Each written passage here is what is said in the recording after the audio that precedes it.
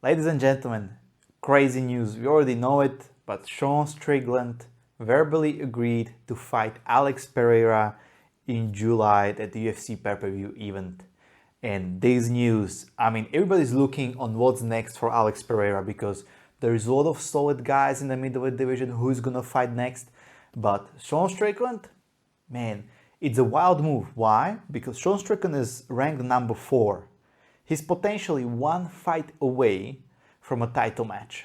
So there is a lot of people wondering, like, why would Sean Strickland take this dangerous fight against someone who is so powerful and is, just rocking everyone in the division and is about to fight someone next? Why would Sean Strickland take this fight?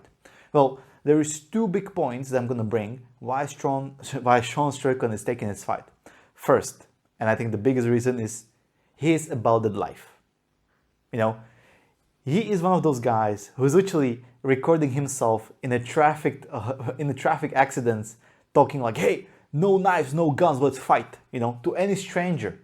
You cannot be like, "Hey, I will fight you. I will fight anyone, anywhere, anytime, even in your backyard," and then be like, "Okay, I'm not gonna fight that guy because he's either low ranked or he's too dangerous." You cannot say like, "Hey, you are willing to fight anyone," or you cannot be acting tough at the same time and saying that you are about that life and then refusing to fight someone just because he's too dangerous or too lowly ranked. That's one of the biggest reasons why I think Sean Strickland would accept that fight. Second reason, another huge reason, is that there is 2 types of fighters generally that we see in the MMA. Let's say the goal is to get rich, right? There is 2 ways of getting rich. You can be either the fighter who is trying to fight for a title, secure the title, and basically then brings the pay-per-view money and everything with it. Or you can be the money fighter. You can be someone like Conor McGregor, Nate Diaz, Jorge Masvidal, someone who just people wants to see fight. And I think the Sean Strickland doesn't strike me as a guy, whose dream is to be a champion. Whose dream is to hold the belt. It can be, but I don't think he doesn't strike me as a guy who says it's his primary motivation. And I think he can be in the mix of like, "Hey, I'm about that life and I'll fight anyone for a good paycheck." I want to be good company man, even despite the fact that I'm actually on a huge winning streak right now. So I think the truth lies somewhere in the between. He's a tough motherfucker, and he's also the guy who's like, "Okay, I'm gonna take a fight that might be a little bit dangerous if it generates, more notoriety, more money." And he can also see that, that Alex Pereira is becoming on a hype train. Just look at Khamzat Chimaev. Khamzat Chimaev, the hype trains have so much value for someone who can destroy those hype trains. Just look what Jorge Masvidal did to Ben Askren. Ben Askren was kind of creating a hype train, like, "Oh, he's this undefeated fighter, he's coming off the win against Robbie Lawler," and then Jorge Masvidal just destroyed him in one knee. It just skyrocketed. It wasn't just the knockout itself, it was knockout on someone who had some hype behind himself, So Sean Strickland is already evaluating this. And then we look at the ladder, So Sean Strickland is ranked number 4 together with Paulo Costa and Derek Brunson. So who is in front of him? There is Marvin Vettori, Robert Whittaker, who just fought Adesanya, and then there is Jared Cannonier. And Jared Cannonier is going to fight for the title, most likely. So it only makes sense to fight either Paulo Costa, Marvin Vettori, or Robert Whittaker. And all those 3 guys are a huge danger to Sean Strickland. And I also think they are a bigger danger just than that Alex Pereira is. Because they are all complete martial artists, Robert Whittaker is undeniably one of the strongest guys ever, and he recently fought. So I think he's kind of off the table.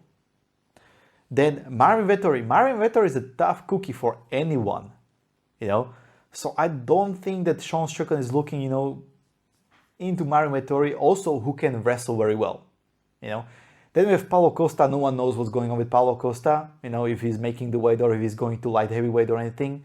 So that fight is just like, meh, whatever, And he's also, like if Paulo Costa wants to bring the slugfest, he's bringing the slugfest, And Sean Strickland fights best against someone who keeps his distance, who can he can hide behind the jab, who doesn't allow the other guy to take it down, like we've seen a fight with Jack Hermanson, right?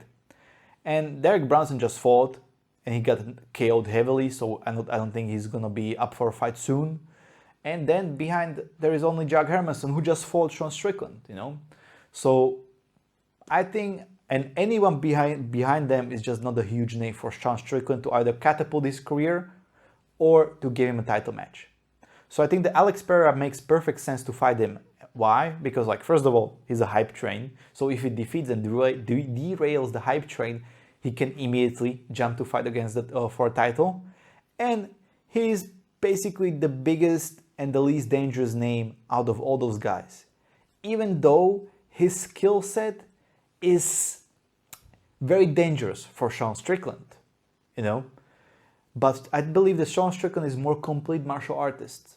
So if he manages to, to get some takedowns going, he can do a big damage to Alex Pereira. But now if you look at the other side of the tape, I think this is the best fight also for Alex Pereira. First of all, it's against someone who is highly ranked, on a crazy winning streak, and who's hiding behind the jab as his main weapon. And if you are one of the first two weight division champs as a glory kickboxer, if someone's fight game plan is a jab, you need to be able to take someone like that apart, especially if they are susceptible to getting inside low kicks, as we've seen that Sean Strickland has a lot of problems with them, So, and also he's not an extra solid grappler.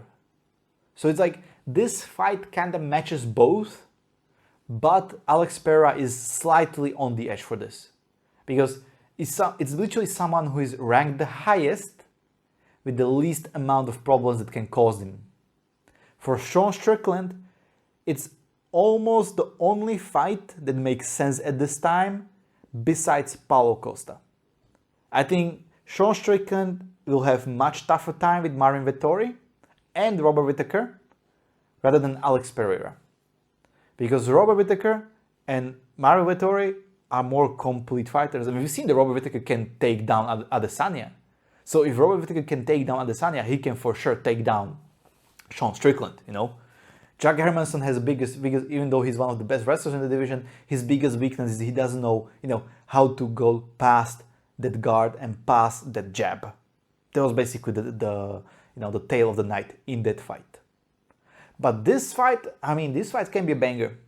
We've seen that Alex Pereira kind of struggled against Bruno Silva, even though he won, unanimous decision. But Bruno Silva is also a tough cookie, So I think that Sean Strickland can say hey, if Bruno Silva can take his punches, so can I. And probably I'm more complete martial artist, so maybe, hey, if I take him down once, and I can just demolish him.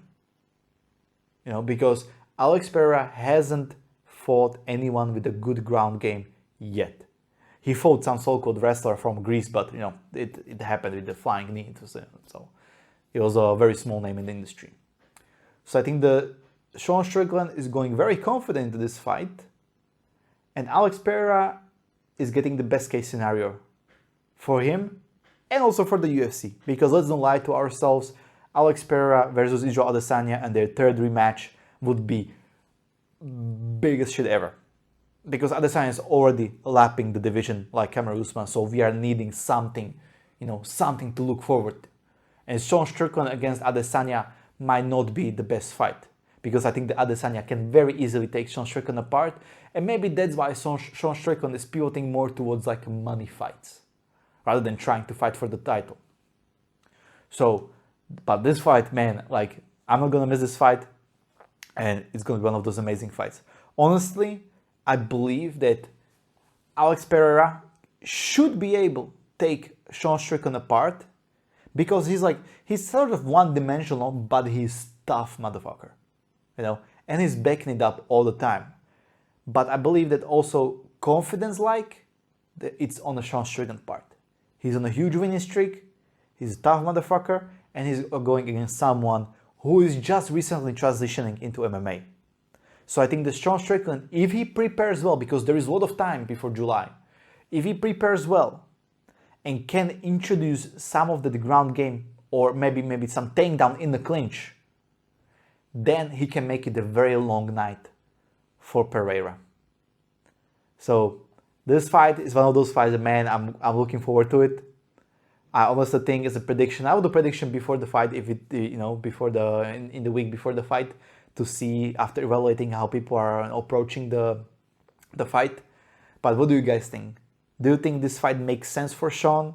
Should he rather avoid Alex Pereira? And do you think, is this fight the best for Alex Pereira from all of the fighters in the rankings? Let me know down in the comments below, and I will see you next one.